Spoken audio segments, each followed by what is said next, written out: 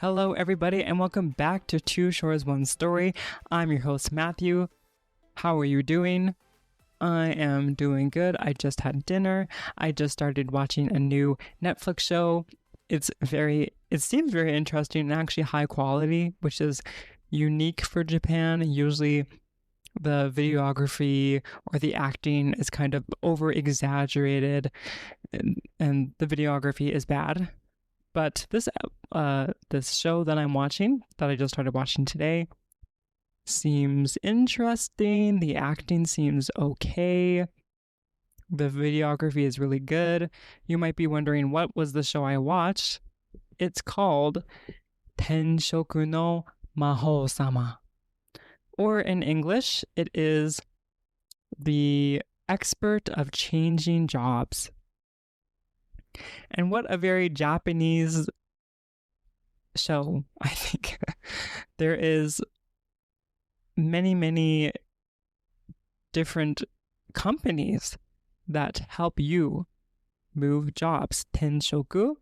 Ten means to move, and shoku is work. So, move work.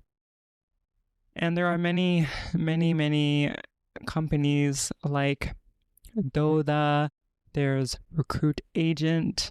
I believe those are the two big ones. And it's kind of interesting that Japan has these companies that help you find a job to move to. It's very interesting. Actually, one of the books I read way back in the day, my favorite book, Chotto ima kara shigoto o yamete kuru, or I think I'm going to quit my job. In that book, there wasn't any tenshoku, but there was kind of a discussion of bad work environment and how it can, ruin your mental health, that kind of stuff. Maybe to the extreme. And in that book, there was something along that line, but there is a happy ending. So if you are interested in reading that book or watching the movie, I highly suggest it. But it's very interesting. So I'm curious to see how this story plays out in the drama. I'm not here today to talk about tenshoku or dramas, but just something that I wanted to share. Actually, I really don't have anything planned particularly for this episode, although I did realize that yesterday was July 26th, which is a special day in a way because it was the day that I moved back to Canada when I was first in Japan. So I was a little bit reminiscent of that. I think it's been 8 years since I left Japan, and during that time I remember not wanting to leave at all. I just wanted to stay in Japan. I was loving my life. I did not want to go back to Canada. I was not ready to do so. And on the plane ride back home, I was probably thinking, I don't know when I'll be back in Japan, but I know I want to go. And lo and behold, here I am again. I don't think that version of myself would have thought that I would be living in Japan as an ALT. He would not have thought that I would be living in rural Japan, in Gifu of all places, but I do like Gifu a lot. So it's kind of interesting. And funnily enough, my best friend and I, who I met in Japan, we have a weekly Bible study. And yesterday I went to the gym and I wore my NUFS shirt. So NUFS is the school I went to, Nagoya University of Foreign Studies, and UFS, or NUFS. And I wore that for the gym, and I just continued to wear it for the whole day.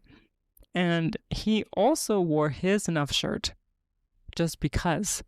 It was very weird. But yeah, that was interesting. So it's been 8 years since I left Japan, and next month, the 24th, I believe, of August, it will be the 9th year of me coming to Japan. next year will be the 10th. But yeah, it's very exciting. So lots of stuff that I wouldn't have thought I would be doing. Also in Canada too. Like I didn't think that a pandemic would happen. I didn't think that I would get my master's. Lots of stuff happens. And that's what makes life exciting. There's so many things that happen. And that's been only within 8 years, really. It's not that long. Yeah, so it's exciting. So other than that tidbit of information, I don't really have anything super exciting to talk about, but I think I will be talking about what I'm doing for summer vacation, or what I'm doing during school, work, what I'm doing during work. Oh my goodness. Really nothing, unfortunately. I don't remember being so bored last year, but I feel like I had more stuff to do last year. But this year, I really only have 2 things on my to-do list, and that is to study my business Japanese and to read. And I combine reading with that, but I also have a book that specifically I will read at work. It's called Inori no Karute. And funnily enough, kind of, last week I think, or the week before that, I went to a bookstore and I wasn't thinking of buying a book, but I ended up buying one, and it was Inori no Karute. But I didn't know that it was the second book. It was a sequel. There wasn't a number or anything on it, so I had no idea. So I had to go back to buy the first book. So I did that. I'm reading that. And I'm glad I did, because it's way better. The second book, I was like, this is not that good. Like, it wasn't opening that great. I didn't know who the characters were, so I was really confused. I was like, this isn't a great book, but I can see that it's sold a lot. I don't understand why. And now I do. Like, it's really, really interesting, and it combines kind of what my interests are, I guess. Maybe I talked about it last week. I don't remember, but this book has doctor elements. So karute is like the chart that you look at, or like when you see like bones and stuff, the chart that doctors will look at. So that's karute. And it's also a mystery. So it has hospital elements, which I like. And it also has a mystery element, I suppose.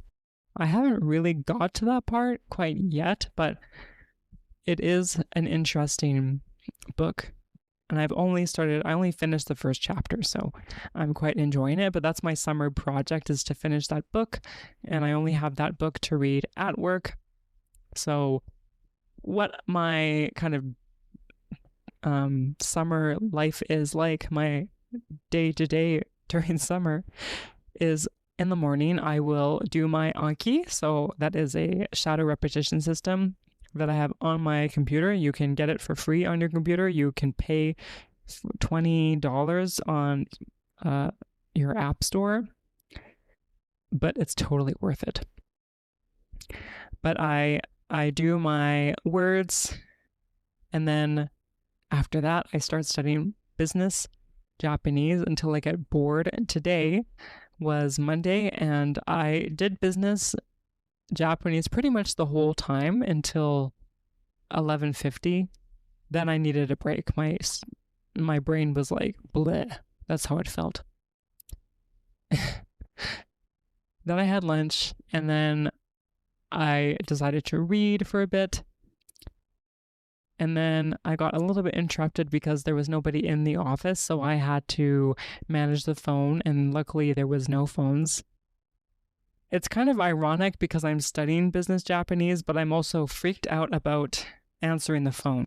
The reason why is because I really have trouble figuring out who is calling, because they always say it really fast at the start and I can't understand. And I feel like a burden for them because they're trying to get their stuff across quickly. But I'm like, oh, sorry, can you repeat your name? Can you repeat where you're from? that kind of stuff. But at the same time, if I want to get better at using business Japanese, I have to use it. So I should be answering the phone, and really I have nothing else to do, so I should challenge myself. But I usually answer the phone when nobody else is in the office. So if there are teachers in the office, then I just don't answer it, because why? They can do it. Is my opinion, but I should be able to help. And it is good practice, and I should think that if they're there, if my teachers are in the room, if I make a mistake, I can pass it on to them if I have trouble. But it's harder to do that if I'm alone. I have to deal with it. So lots to think about. I should challenge myself, basically, is what I'm trying to say. Yeah. So my average day in the office right now is very boring, because there's only really two things that I'm doing. Although I do have a goal set, like I'm taking a test next month, business Japanese. And I don't know, the textbook's okay, but it is a bit repetitive. I mainly listen. I do mainly listening practice, which is good because that's what the test is basically, and reading. So in that way, it kind of fits, but I don't think this textbook is necessarily meant for the test itself, but it just business Japanese in general. And it's very the contents is good.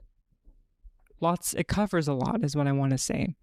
Different situations that I would never have thought of, but it's repetitive. And I think this book is really good if you're in a class, because there is some group work that you can do. But if you're by yourself, not so great. And what I do like about is that it will give you a dialogue of some sort. So there will be reading, or you listen and then you get the script after.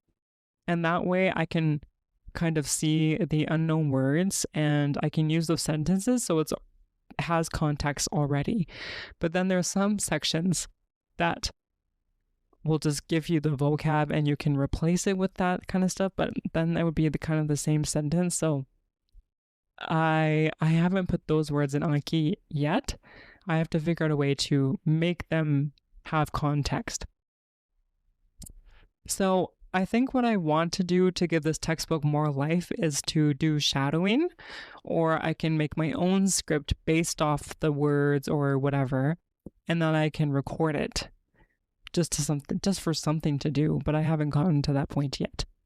But it's sorted by the alphabet until W, so there's 23 sections, and I'm at, where did I finish? L, I believe. So I'm over halfway done the textbook. I think I'll finish either this week or next week, and then I can just do review. And I also need to figure out what the structure of the test is, because I don't have any practice test or whatnot. So I need to figure that out. Yeah, but that's basically what I'm doing currently, is just studying. Tomorrow and the rest of this week will be a bit more exciting because I get to go to another school to help a student with their speech contest.